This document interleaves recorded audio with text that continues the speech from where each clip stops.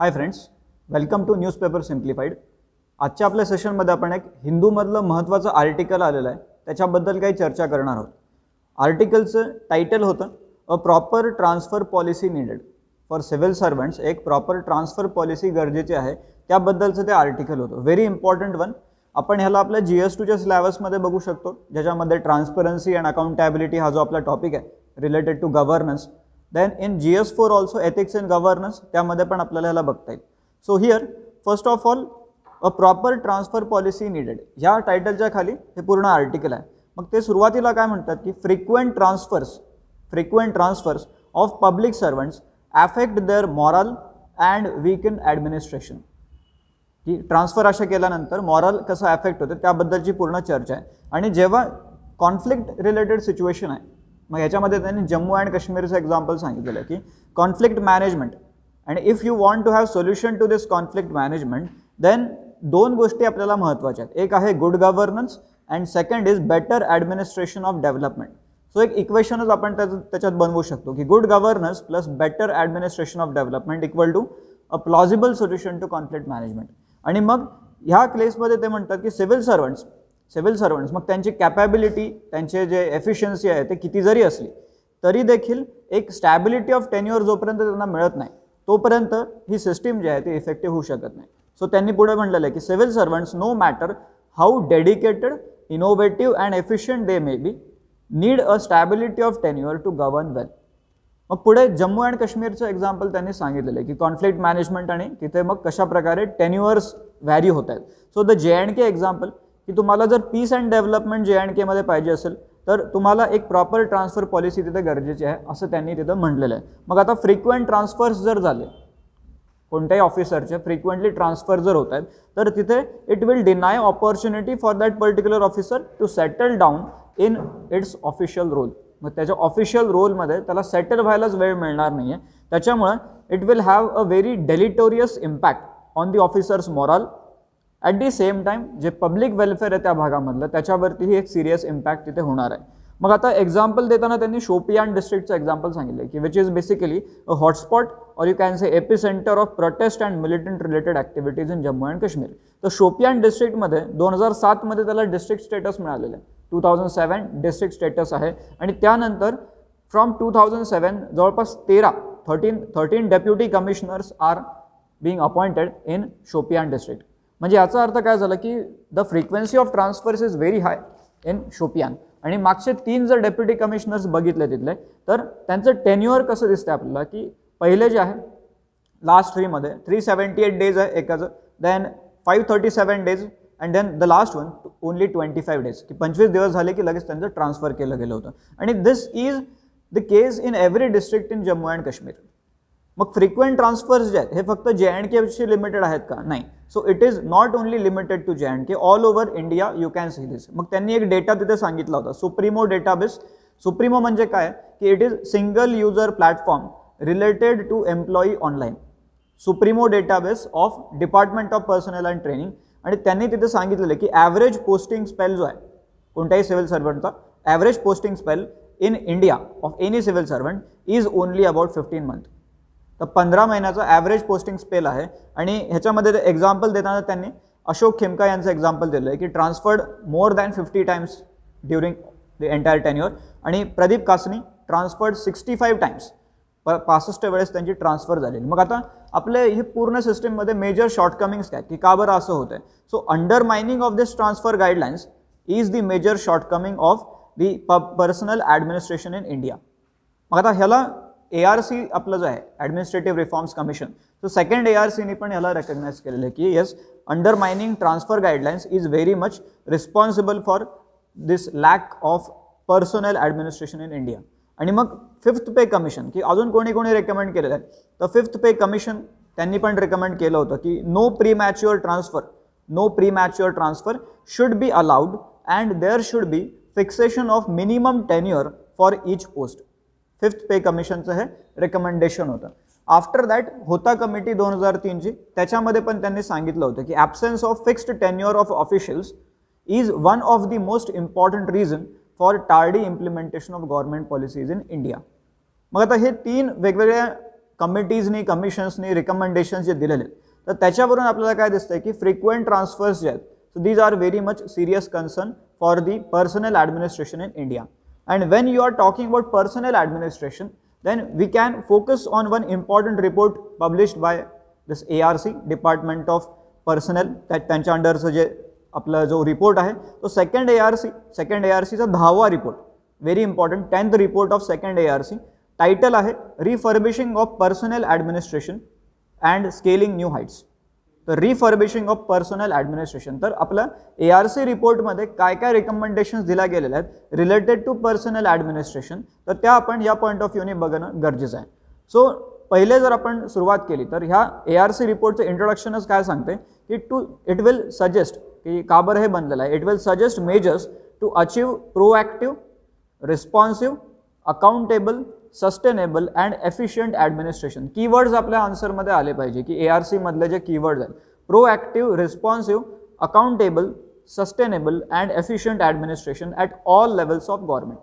मग आता ओव्हरऑल जर आपण बघायला गेलो तर पुढे ARC काय सांगते आपल्याला की ॲडमिनिस्ट्रेशनमध्ये कॉम्प्लेक्स चॅलेंजेस इन्व्हॉल्व झालेले आहेत. So there are many kind of dynamic situations in administration, की आता रिसेंटली जर कोविड बघितलं किंवा मग कोणतेही टेररिस्ट रिलेटेड ॲक्टिव्हिटीज आहेत, माओइस्ट रिलेटेड ॲक्टिव्हिटीज आहेत, तर ॲडमिनिस्ट्रेशनमध्ये कॉम्प्लेक्स चॅलेंजेस नेहमी येत राहतात. मग आता ह्या चॅलेंजेसला आपल्याला जर टॅकल करायचं आहे then we need some special skills also, आणि त्या स्किल्स आपल्याला कशा पद्धतीने अचीव करता येतील. So how to develop such kind of skills की ज्या आपल्याला या कॉम्प्लेक्स चॅलेंजेसला टॅकल करण्यासाठी गरजेचं आहे. तर त्याच्यामध्ये त्यांनी काही मुद्दे दिलेले आहेत की आपल्याला आन्सर रायटिंगमध्ये हे कामात येऊ शकतात की कशा पद्धतीने त्या स्किल्स डेव्हलप होतात. So by reforms in recruitment process, की रिक्रुटमेंट होतानाच त्या स्किल्स आपण ॲक्वायर करून घेतलेलं बेटर आहे. त्याच्यानंतर पिरियॉडिक ट्रेनिंग त्याच्यामुळे होऊ शकते. Then promotion and posting strategies, आपला जो आधीचा मुद्दा होता की ट्रान्सफर पॉलिसी, मग त्याच्या रिलेटेड पण इथे दिलेलं आहे काय. So promotion and posting strategies and then career management reforms, की ओव्हरऑल करिअर मॅनेजमेंट रिफॉर्म्स, हे 4 गोष्टी त्यांनी सांगितलेल्या आहेत की ज्याच्यामुळे आपण स्किल्स अशा डेव्हलप करू शकतो की ज्यामुळे कॉम्प्लेक्स चॅलेंजेस ॲडमिनिस्ट्रेशनमध्ये जे आहेत त्याला टॅकल करता येईल. Then need to foster excellence in public systems for having citizen-centric administration. आता citizen-centric administration या नावाचा ARCचा एक सेपरेट रिपोर्ट पण आहे which is very important for GS2 मध्ये आपला जो गव्हर्नन्स टॉपिक आहे त्यामध्ये आपल्याला हा सिटिझन सेंट्रिक ॲडमिनिस्ट्रेशनचा रिपोर्ट कामात येऊ शकतो. देन पुढे आपल्या या एक्झिस्टिंग या करंट रिपोर्टमध्ये काय दिलेलं आहे, रिफर्बिशिंग पर्सनल ॲडमिनिस्ट्रेशन जो आपण डिस्कस करतोय, तर ॲट्रिब्यूट्स ऑफ गुड ॲडमिनिस्ट्रेटर, की एक बॉक्स दिलेला आहे त्या रिपोर्टमध्ये आणि त्याच्यामध्ये ॲट्रिब्यूट्स ऑफ गुड ॲडमिनिस्ट्रेटर काय काय आहेत तर त्याची एक लिस्ट त्यांनी दिली आहे की एक चांगला ॲडमिनिस्ट्रेटर म्हणजे कसा असला पाहिजे. तर त्याच्यामध्ये त्यांनी जे मुद्दे सांगितले ते ज्याला आपण एक लिस्ट डाऊन करून घेतलं. तर पहिला मुद्दा काय, willingness to assume responsibility, first thing very important one. Then steadily enlarging ability to deal with more problems, की नवीन नवीन प्रॉब्लेम्स येत आहेत तर आपली ॲबिलिटी पण आपण वाढवली पाहिजे. Then a strong bent towards action, नेहमी तयार राहिलं पाहिजे. त्यानंतर a good listener, very important, good listener. Then effective with people. 6वा मुद्दा आहे capacity to build his own strength by building the competence of organisation, की ऑर्गनायझेशनचा कॉम्पिटन्स वाढवता स्वतःची पण स्ट्रेंथ जी आहे ती बिल्ड करता आली पाहिजे. त्यानंतर capacity to use institutional resources, की जे अवेलेबल रिसोर्सेस आहेत ऑप्टिमायझेशन त्याचं झालं पाहिजे. त्यानंतर अवॉइडिंग युजिंग पॉवर और ऑथॉरिटी फॉर हिज और her own sec, conflict of interest वगैरे त्यामध्ये आला नाही पाहिजे. त्यानंतर 9वा मुद्दा त्यामध्ये होता welcoming reports of troublesome things, very important. Troublesome things जर असतील त्याचे रिपोर्ट्स आपल्याकडे आले तर ॲक्सेप्ट करता आले पाहिजे त्याला. त्यानंतर a good team worker, overall good team worker पाहिजे. त्यानंतर अ गुड इनिशिएटर. आता हे जे 11 मुद्दे आहेत हे आपण कोणत्याही सिच्युएशनमध्ये अप्लाय करून बघितलं की पॅन्डेमिक सिच्युएशनमध्ये ह्या 11 मुद्द्यांवरती एखादा ॲडमिनिस्ट्रेटर जर फिट बसतोय then we will call that particular administrator a good administrator, right. तर हे 11 असे आपल्याला एक लेन्स मिळते ह्याच्यावरून की yes through this lens you can gauge the performance of any particular administrator, जे 11 मुद्दे आपल्याला ARC मध्ये सांगितले गेलेले आहेत. देन मुव्हिंग फॉरवर्ड पुढचा चॅप्टर जो होता ARC मधला इंटरनॅशनल एक्सपिरियन्स अँड लेसन्स. मग हे एक ह्या आपल्या करंट न्यूजशी रिलेटेड जे जे महत्त्वाचे इश्यूज आहेत त्या पर्टिक्युलर रिपोर्टमधले ते आपण बघतोय. तर इंटरनॅशनल लेवलवरती कशा पद्धतीने पब्लिक ॲडमिनिस्ट्रेशनला इम्प्रूव्ह केलं गेलेलं आहे त्याबद्दल जर आपण बघितलं इंटरनॅशनल एक्सपिरियन्स अँड लेसन्स, तर ऑस्ट्रेलियामध्ये काय आहे, ऑस्ट्रेलियामधलं a range of incentives to ensure that managers manage for results, की जे मॅनेजर्स आहेत, की जे ॲडमिनिस्ट्रेटर्स आहेत, they will manage for results by focusing on outputs, की नेहमी आउटपुटवरती फोकस करून ते जे आहे त्यांचा परफॉर्मन्स वाढवता येईल अशा पद्धतीने इन्सेंटिव्ज दिले जातील. त्याच्यानंतर तिकडे कायदा त्यांनी ह्याच्यामध्ये दिला होता, की तिकडचा कायदा आहे ऑस्ट्रेलियामधला public service act 1999 to enable Australian public service, ज्याला APS म्हणलं जातं, APS Australian public service to operate effectively, competitively and efficiently. मग त्यानंतर तिकडे दोन मुद्दे जे त्यांच्या व्हॅल्यू मानले जातात, की meritocracy and accountability, these two are values of Australian public service, की हे ऑस्ट्रेलियामधले हे काही मुद्दे त्यांनी सांगितले होते. When you talk about United Kingdom, तिथे काही कमिटीज आहेत ज्या आपल्याला एथिक्समध्ये पण महत्त्वाच्या ठरतात. फुलटॉन कमिटी, तो फुलटॉन कमिटी त्याचं पर्पज काय होतं, to examine the structure, recruitment, management including training of home civil service, हा त्याचा पर्पज होता. मग त्याच्यामध्ये काय केलं गेलेलं आहे फुलटॉन कमिटीमध्ये, it highlighted that need for professional approach to management and better use of staff with appropriate skill and training. तर हे त्याचं एक हायलाइट त्या रिपोर्टचा ह्याच्यामध्ये त्यांनी सांगितलं होतं फुलटॉन कमिटीच्या रिपोर्टचा. त्याच्यानंतर दुसरी कमिटी जी आपल्याला एथिक्समध्ये सगळ्यांना माहिती असते, Nolan committee. So Nolan committee त्याच्याने जो सिव्हिल सर्व्हिस कोड आला आहे त्याच्याबद्दलचा रेफरन्स याच्यामध्ये त्यांनी सांगितलेला आहे. सो युनायटेड किंगडममधले काय मुद्दे. त्याच्यानंतर सिंगापूरमध्ये काय, सिंगापूरचं एक एक्झाम्पल आहे. Then personnel management steering committee आहे, personnel management steering committee in Singapore to implement employee centred personnel management philosophy in Singapore. Employee centred personnel मॅनेजमेंटसाठी ही एक कमिटी त्यांनी तिथं बनवलेली आहे. असेच बाकीचे पण कंट्रीचे एक्झाम्पल त्यात आलेले, की न्यूझीलंडमध्ये काय चालू आहे, फ्रान्समध्ये काय आहे, त्यानंतर ऑस्ट्रेलियाचं तर त्यांनी इथं सांगितलेलंच आहे. तर अशा पद्धतीने वेगवेगळ्या कंट्रीजमध्ये कशा पद्धतीने जे पब्लिक सर्वंट्स आहेत तर त्यांचे परफॉर्मन्स कसे वाढवता येतील यावरती काम केलं जातं आहे. देन पुढचा एक महत्त्वाचा मुद्दा ह्याच्यामध्ये येतो, की when you are talking about the personnel administration, तर त्यामध्ये कॅपॅसिटी बिल्डिंगचा एक महत्त्वाचा मुद्दा आहे. मग त्याच्या रिलेटेड आपल्याकडे काय आहे तर 1996ची नॅशनल ट्रेनिंग पॉलिसी आहे रिलेटेड टू कॅपॅसिटी बिल्डिंग. मग त्याचे फोकस एरियाज जर आपण बघितले ते की काय आपला फोकस आहे when you are talking about the capacity building of our administrators, तर responsiveness, commitment, awareness and accountability हे चार तिथं वर्ड्स येतात.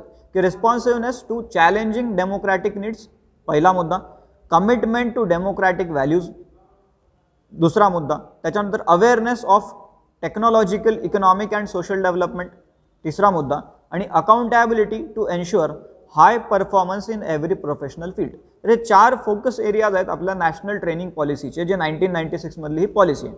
आता पुढचा महत्त्वाचा मुद्दा येतो की मोटिवेशन कसं होईल, की सिव्हिल सर्वंटला कसं मोटिवेट करता येईल. Because if you want to have a better performance from any civil servant then motivation is very important factor.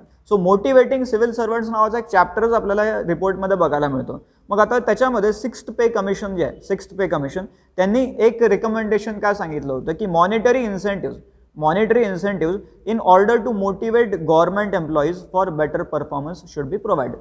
Monetary incentives दिले गेले पाहिजे. तर मॉनिटरी इन्सेंटिव्ज ओके, हा एक फॅक्टर झाला. But there are some non monetary factors also, non monetary factors ज्याच्यामुळे motivation वाढवता येऊ शकते सिव्हिल सर्वंट्समधलं. मग त्याच्यामध्ये पहिला मुद्दा काय की you can recognise their work.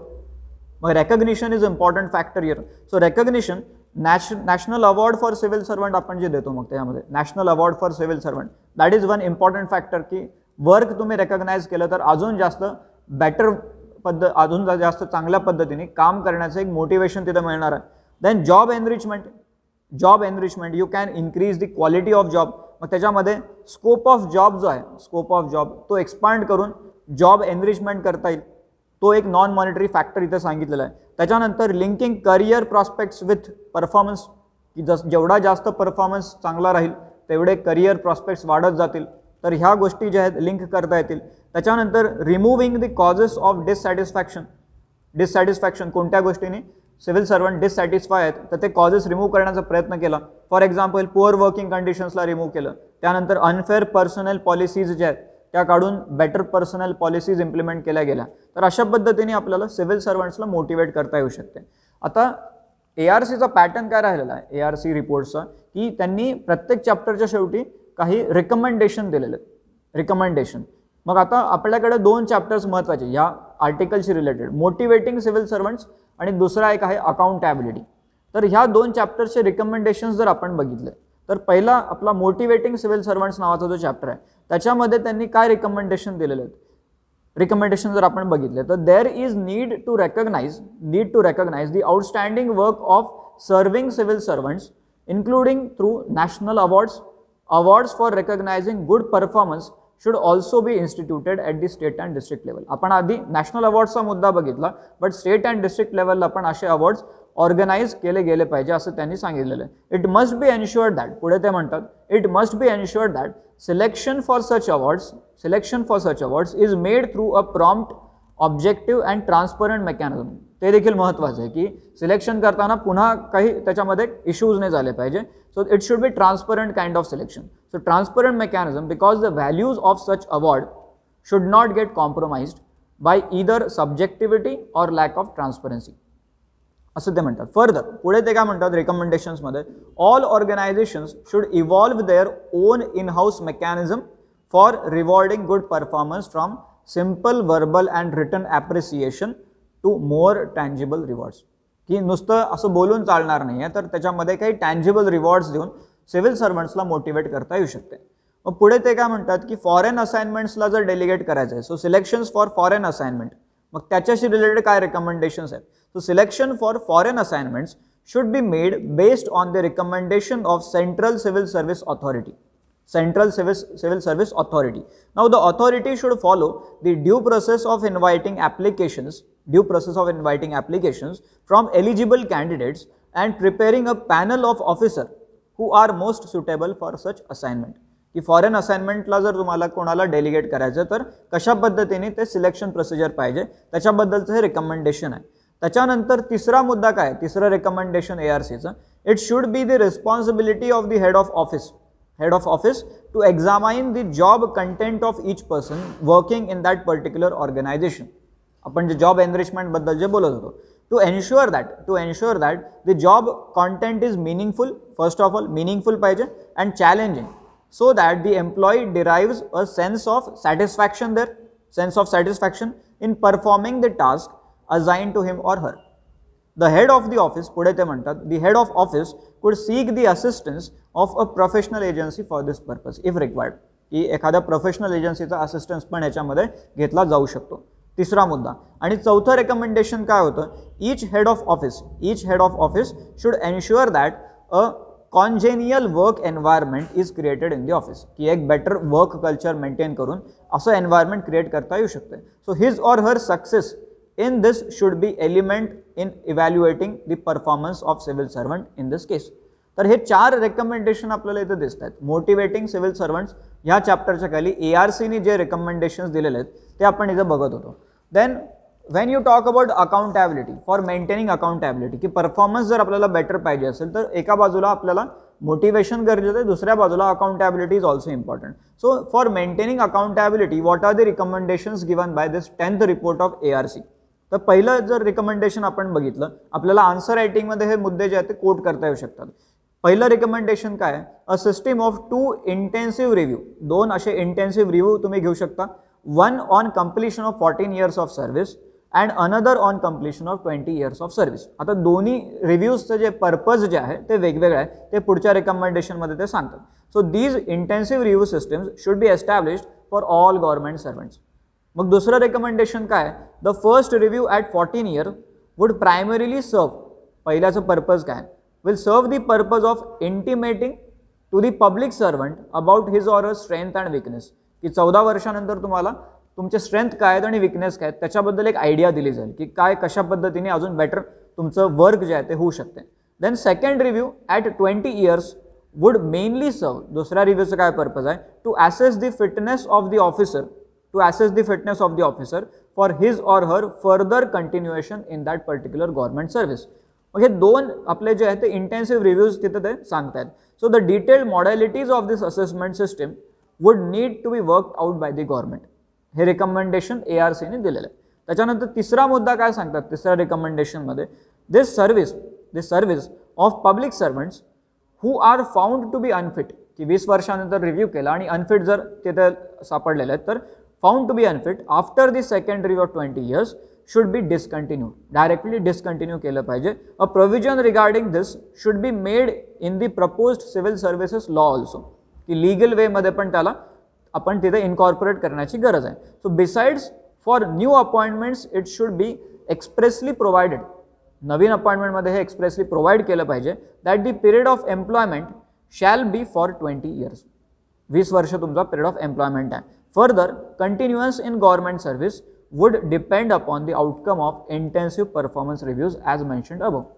तर हे रिकमेंडेशन्स आहेत ARC मध्ये दिले फॉर मेंटेनिंग अकाउंटेबिलिटी. आता आपलं जर इनिशियल आर्टिकल जर बघितलं, अ proper transfer policy is needed, मग त्याच्यामध्ये त्यांनी गुड गव्हर्नन्स आणि दुसरा मुद्दा काय होता बेटर ॲडमिनिस्ट्रेशन ऑफ डेव्हलपमेंट, ह्या दोन गोष्टी कॉन्फ्लिक्ट मॅनेजमेंटमध्ये कशा गरजेच्या आहेत.